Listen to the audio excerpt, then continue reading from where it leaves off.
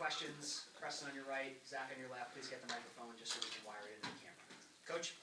It's an awesome helmet. Yeah, wow. Thanks, Paul. I appreciate it. Welcome back to football, right? Week off, and great to be back in the game week mode. BG, Players of the Week, Garrett Dickerson. That obviously speaks for itself. He had an outstanding performance. Played very well. Big playmaker was Bennett Skoranek, a bunch of big plays. Defensively, Tyler Lancaster was outstanding. And, Montre Hardage, I think the play got beat that he recovered to strip the ball. Was a great finish, made a lot of big plays for us. Specialist-wise, Luke Otto had a great game kicking off, and he's been doing really well for us all season long. Practice players, Riley Lees on offense, Chris Bergen defensively, and Eric Mueller on special teams. Those guys are doing a really good job for us, and Chris and Eric were able to get in the game, so that was terrific. We're going to support a great cause this weekend, Coach Secure MD. Some of the staffs did it last week, but we were off, and staffs across the country wear a patch to raise awareness for Duchenne muscular dystrophy. This is our 10th year as coaches around the country that join together to raise funds and awareness. I've been a proud supporter of this ever since the first year. It's unfortunately the most common lethal genetic disorder affecting young men, and boys affected lose their ability to walk in their teen years, and sadly the life expectancy is about the age of 30. Unfortunately, this is a very, very difficult disease. So fans are encouraged to donate texting hashtag cure, quote unquote cure, or 50555, or visiting coachsecuremd.org. If they can find in their time and have the ways to do that, we greatly appreciate it. I've got quite a few young men that I've become friends with that are afflicted with this, and it's an honor and a privilege for us to support them, their families, and this great cause. Looking forward to the weekend. Obviously playing a great team. Paul's done a terrific job. He's a great friend. We spent a lot of time together with Under Armour and things of that nature. They've done a really good job from the times when he was there as the offensive coordinator to now as the head coach. 3-0, off to a fast start. Just across the board, all three phases have got a great plan, and you compound that with having to obviously play up in Madison. It'll be a huge challenge for our guys. So hopefully we'll put together a great week and go up there and compete. So with that, how about some questions, please?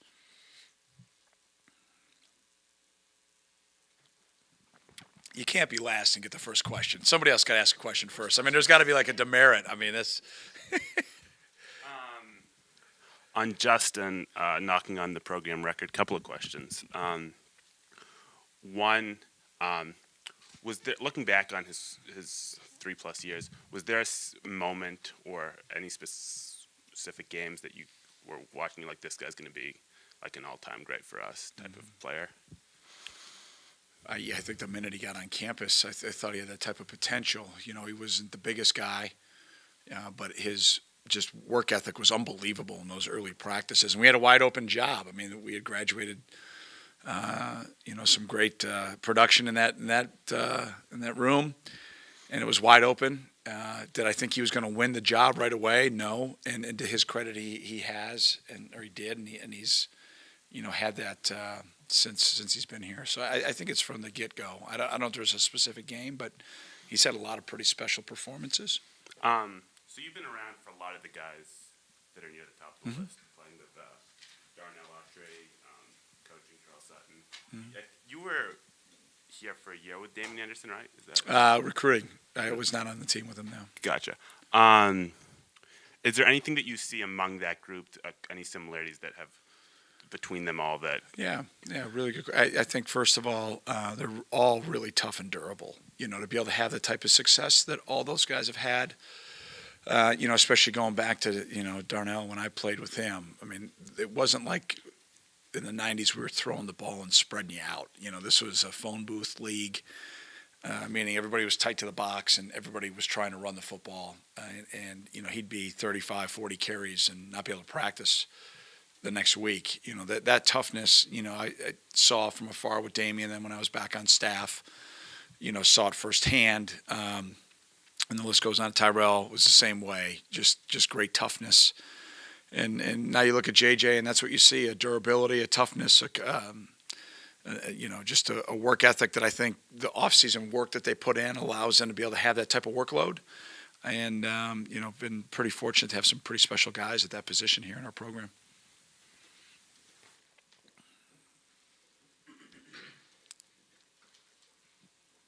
The kickoff return group has struggled at times this season, so kind of two-part question here. How much of that is not having someone as dynamic and experienced as Solomon back there, and what specific things can you guys do to improve that group and improve field position? Yeah, I mean, Solo is a difference maker. There's no doubt, but that's not an excuse. Other guys have got the roles and the opportunities. When we've got a new battery in the back end, and we haven't been 100% with the two return guys. So, we're looking there. But any great returner will tell you it's the other 10 guys that are on the field, and we've been just consistently inconsistent with one-on-one matchups that are going to happen every week. We've won a few, we've lost a few. We've made some poor decisions fielding some balls. I mean, the numbers are there. I mean, the ball goes in the end zone, you take a knee. Nobody's averaging. I think there are very few are averaging 25 or more yards per kickoff return in the country. So not every team's going to allow you to do that, but that we haven't done that either on every occasion. So just I think we're a definite work in progress in that aspect.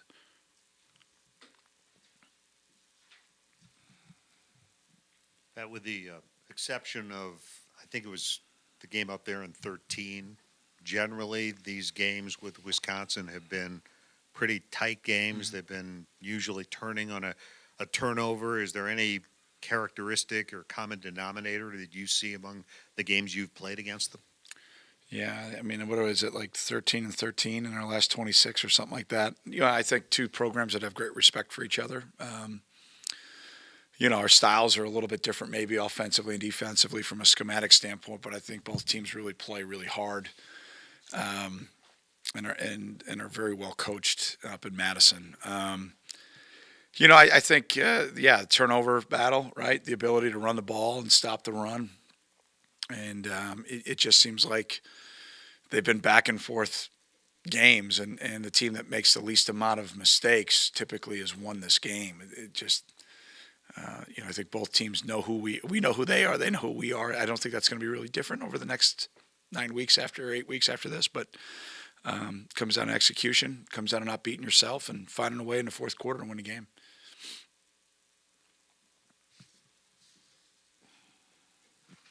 Back at media days, you and some of the other people there mentioned Garrett Dickerson not being nominated for the Mackey watch list as sort of a chip on his shoulder sort of thing. Do you think that he's continued to keep that, and has that had anything to do with his really hot start to the season?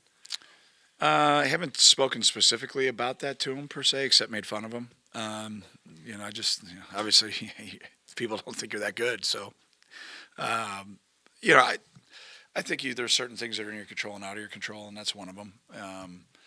But his play can determine his way moving forward. I mean, he's got 9 unbelievable opportunities against Big Ten defenses to showcase his skill set, and if he plays the way he did last game, his name will be in that conversation. At the end of the season, which is all that matters. But I'm not sure he's focused on that. I think he's, first of all, a great teammate. He's done a really good job leading. He's worked really, really hard throughout not only this offseason, but prior seasons. He's got a lot of younger guys in that room and inexperienced guys, and I've really been impressed with how he's handled everything. And then, he's just been really productive. So look forward to having a great final 9 weeks of his regular season career here. He's just been awesome in our program, and I'm very thankful for him. Those younger guys, especially like among the other pass catching options, a lot of inexperience. How has he mentored them?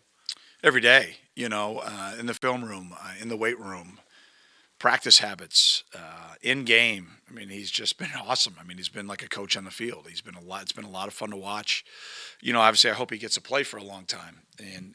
But when that is over and he puts his helmet up on the shelf, he'll be another guy that's incredibly successful coming out of our program in life after football. I mean, it's just, he's got a really amazing skill set to be a great teammate, and that's going to carry over into life.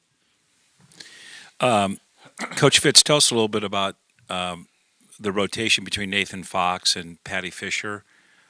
Obviously, it seems like Patty's getting a little bit more time, but how's that working out? Well, because Patty's in the room, I'll tell a bunch of lies about him. I think both guys are playing pretty well. I think, like I said, coming out of camp, the best guy, the guy who's playing the most productive and most consistent is going to get the most reps, and that's where Patty's at right now. He's been the most consistent fundamentally. He's been the most consistent mentally and getting us into the checks that he needs to make. And he's made a lot of plays. And, now the heavy lifting starts. You play linebacker in a Big Ten. Somebody's going to always get a hat on you. They're going to not allow the Mike linebacker to roam free. And, obviously the game goes up from a physicality standpoint. And, I expect both guys will step their games up, but I've been very pleased with the production out of those two guys so far to start the year. Matt Alvidi's gotten in the game the past 2 games and looked good. What does he mean to the team and the program as a teammate and a senior? Well, I think there's very few young men like Matt Alvidi. Other guys you've seen kind of in his situation have typically transferred. And, he has stuck it out. First of all, having to overcome injuries. He's now done that. He's healthy. He's been patient. And, I think he's learned a lot. And I don't want to speak for Matt, but I think he's learned a lot. And I just see a really strong teammate right now. I think his willingness to see it through, stay committed to his teammates, stay committed to the program. Not being happy, trust me. I mean, he's not satisfied with his role. But he's not using that as an excuse for not preparing and not being ready to play.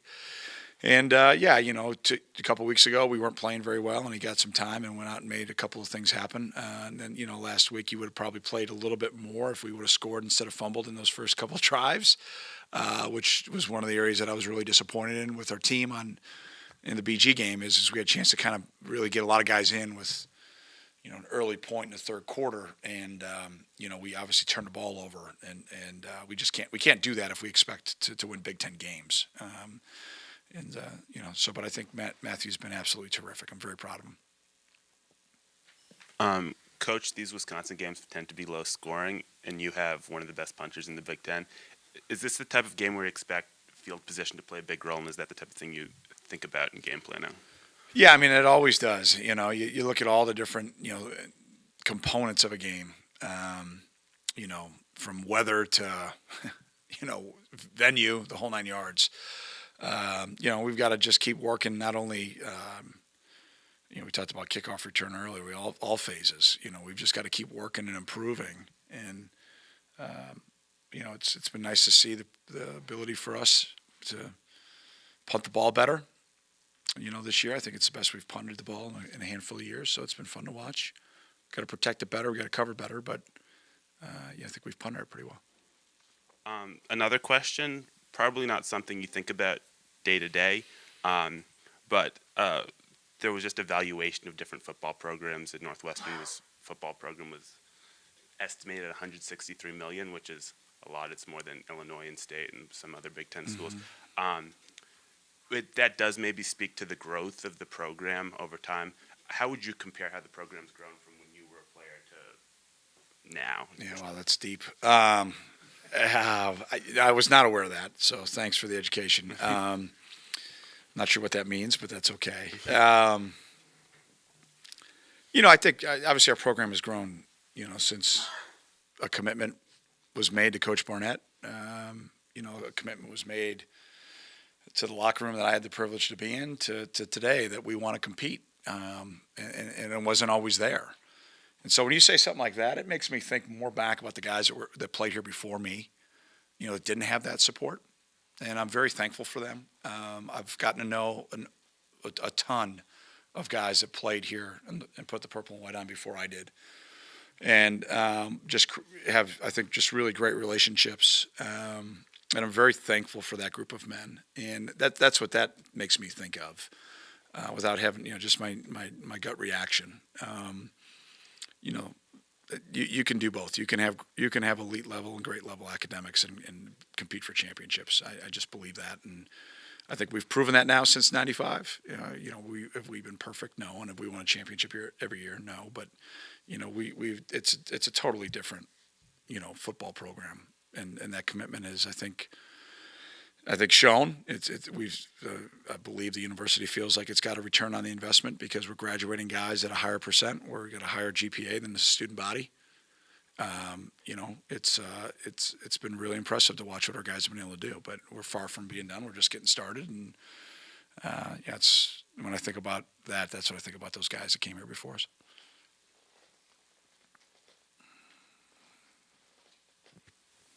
Hey, Fitz. Hi, Lou. You talk a lot about you just talked about the heavy lifting starts now with the Big Ten season. What is the difference between non-conference games and Big Ten games? What's that step up? And Do you think this team is ready for it, or at least where you thought they'd be heading into this week?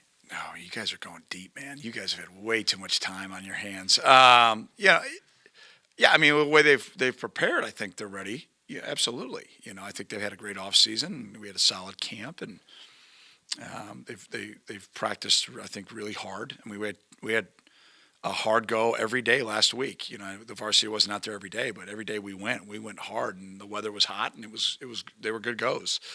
And then give the guys a weekend off to recover and get their minds right. And I thought we came back, really attentive today. That's why you come to Big Ten schools, is to compete. You want to compete against the best players, the best fan bases, the best venues, the best coaching. That's why you choose to come to a place like Northwestern. So yeah, I think they're ready. I think they were born ready. I think that's why they chose to come here. Now you got to go make it happen. You got to take all that preparation into game day, and you got to go play. And so that's my job, is get them ready to go this week, and then their job is go out and play, go cut it loose and have fun. It's it's crazy. We're already into week 5 of the season. I mean, it's our 4th game, but it's already week 5. I mean, it's the talking season's a whole heck of a lot longer than the real season. So it's kind of felt cheated. It was fun watching games, but I was like, man, I wish I was out there coaching now. It's great spending time with the kiddos and Stace, but Is that what you did on Saturday? Just watch games? I went to a youth hockey game. That was fun. And then watched a lot of ball. Yeah. So it's fun. I could see why people tailgate. I'm not in any rush, but it's going to be fun someday. I think of Wisconsin as a kind of power rushing team, good running backs, and your run defense has been a little up and down. How do you handicap that kind of battle, and is there any element of concern to that for you? Well, yeah, I mean, there's always concern. I mean, you're playing a enormous, athletic, physical offensive line, best tight end in the country. They've got a stable of backs. I think, Hornibrook's, I mean, what do you go, 18 for 19 against BYU? I mean, that's unheard of. I think, and that's where Paul, I think separates himself as a play caller. I think he just does a terrific job of not only formationally putting pressure on you, schematically putting pressure on you, but playing to his players' strengths. And just very impressed with their first 3 weeks of video that we've had a chance to study with this year's group. But yeah, we've got to execute fundamentally. We got to execute our calls and schematically, and go get ready for a physical battle. I mean, it's not going to change between now and the last game. Fitz, you've had 13 first years true freshmen playing. Okay. Is it just a blip, or is there a reason? Are they coming to school better prepared? Are they? Yeah. I think every year, Skip, guys have been more prepared from a standpoint of strength and conditioning. I think, like I said, in camp, maybe my kickoff to camp, I was really impressed with this group overall this summer. They took to heart what I said to them, and we've even played some guys that have walked on, that if you don't come prepared, you'll redshirt yourself. And I think some guys really worked hard this summer to get themselves prepared for the opportunity. And then, it is one of those years. I mean, we've had injuries that have forced us to be able to play more guys across the board, and that's not unique to us. It's, other schools have the same challenges. So I'm going to try to play the best 11 guys every rep, and, I'm really proud of those guys that have stepped up, that have had to fill roles. To sort of echo Louis' question, how do you get them prepared for that heavy lifting that comes with the Big Ten season? Well, it's like, when you learn how to ride a bike or go swimming, you don't know how to do it when you first start. And then you practice and you get reps, and then you feel pretty good about what you're doing. And then you go out and you ride the bike the first time on your own, and you usually fall down, or you go in the water and you start treading water and panic a little bit. And I've seen some of those moments, not only from our true freshmen, but from some of our redshirt freshmen this year. And then you learn and you grow from those experiences, right? And this will be another learning and growing opportunity. I mean, our last road test was not obviously a very good performance by us, but at all. But second time on the road for some guys, how we do it, how we travel. Obviously, one of the great cathedrals of college football, and what comes along with that. So, they'll be better the next time we go on the road and we play Maryland, things of that nature. So it's just a process. Do you depend on your senior leaders then to help them? Yeah, I do, through but that yeah, process? yeah, I do, but I'm not going to lie to you, man. I'm not spending a whole hell of a lot of time on those guys. I need to get the guys that are going to play a majority of the reps to go execute, and then those guys as they fill in, Patty's in. Some of these redshirt freshmen are already there. They're already there. They're playing at a very high level right now. They're playing consistent. Can they play better? Yeah, but they're there. The other guys, we got to make sure we put them in the right situations to get them the experience, knowing that probably mid-October-ish, you've been on the road a couple times. You've been in Big Ten venues. You've played Big Ten games. You're no longer a freshman, quote unquote. But that process. But if I lean too much on those older guys, then I'm going to take away from what they need to do to get ready to play and have to spend babysitting guys. Do I expect them to lead them? Absolutely. Do I expect them to be great teammates? No doubt, and they're awesome. But at the same time, if a guy's going to be late to a meal, you better not be late too. Get your rear end where it needs to be. So, but they're doing fine. We've had some good and bad. You guys have seen it. I'm sure you've overanalyzed it. Only 4 sacks in 3 games so far. Is there anything you're working on improving or changing schematically to try to get more of a pass rush?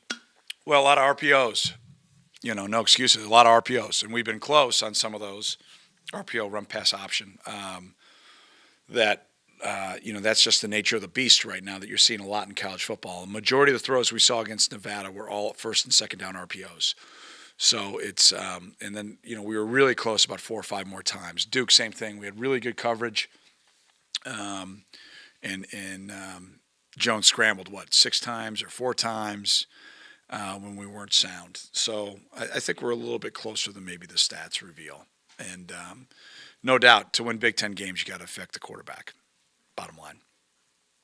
Do you think Wisconsin presents a different thing schematically that could lead to more of that, or are they also going to be presenting those same challenges? No, they'll present challenges not only that way, but also other ways. Their protection is much more solid and sound than we've seen. They'll change their protections. They'll keep more guys in. They do an outstanding job offensively. How has Godwin done holding together the secondary with the amount of changes, and what are you looking for him going forward here?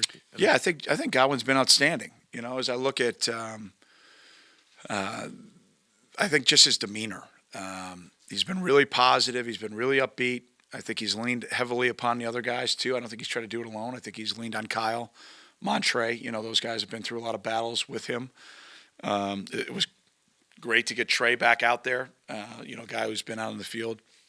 So I think he's been outstanding. I think this is the best I've seen him from a leadership standpoint. And he's been really solid earlier in his career, but there's just been that natural maturation that's happened with him, and it's been really fun to watch. Hey, Coach, you got the bye week fell right before a Big Ten play, and after kind of mixed results in the non-conference schedule. We went 2-1, man. Jeez, yeah, Louise. The sky's falling already, Louis, isn't it? Golly, man. But you had. The opener is some good and bad, right? And then we won, though, right? Did we win? You won. Okay. The game, yep. All right. And That's Duke, better than last year. Yeah. Okay. Duke was a tough day. We got our ass kicked. And, yeah. Yeah. And then, so it's mixed. It happens. Right? And then Bowling Green was a good day. So anyway, what were your top Which one are you a little bit more jaded by? The great game against Bowling Green? I'm joking. Just go. Your question. I'm just throwing it back on you. I'm sorry. Well, it was, we're getting deep. All no, right. I'm good. I love it. So the question was, what was your top priorities in the bye week, and did you achieve them? What were you looking to do with the bye? Deep thoughts again. Yeah, I know. Jeez, Louise. Well, I'll go through each day. First day, needed to get the game put to bed, and then get the guys and their bodies back. Next day, they were off. The next 2 days, a lot of lifting with the varsity, and we practiced a lot of our younger players those 2 days. On Monday and Tuesday, a majority of our staff, we were out on the road recruiting. And then Thursday, Friday, we had 2 really hard practices with the varsity, and focused a lot on us. We did a lot of good on good, and ran a lot of our own stuff, sprinkled on a little bit of our upcoming opponent. And then wanted the guys to recharge over the weekend, staff included. And I had a couple guys go out and see some games Friday. And then I want our guys, especially players, to recharge mentally and physically. Show up ready to go here this morning, and the same thing for our staff. Want to spend some quality time with their family because the next 9 weeks there's none of that time. And I think we were able to do that. I think everybody took whole program took Saturday off. We came back in yesterday and had kind of our normal game week routine, and we're back at it. So, big picture, global headline goals: just get better, just work hard to get better. And I think that's what we did. Non-Wisconsin related question. So, class of 2018 running back Isaiah Bowser rushed for over 400 yards and 6 touchdowns this weekend. Obviously, that's great. And what sort of impact do you think he can make on your running back stable? And how do you keep finding these talents from who are maybe not as highly recruited? Yeah, well, unfortunately, by NCAA rules, I'm not allowed to talk about recruits. So that's my answer, unfortunately. Sorry. 3rd week in December. Keep that question for then. We'll have a press conference, won't we, after signing day? Yeah. Okay. 2 of them this year. No. One. We'll have a teleconference for number 2. Anything else for Coach?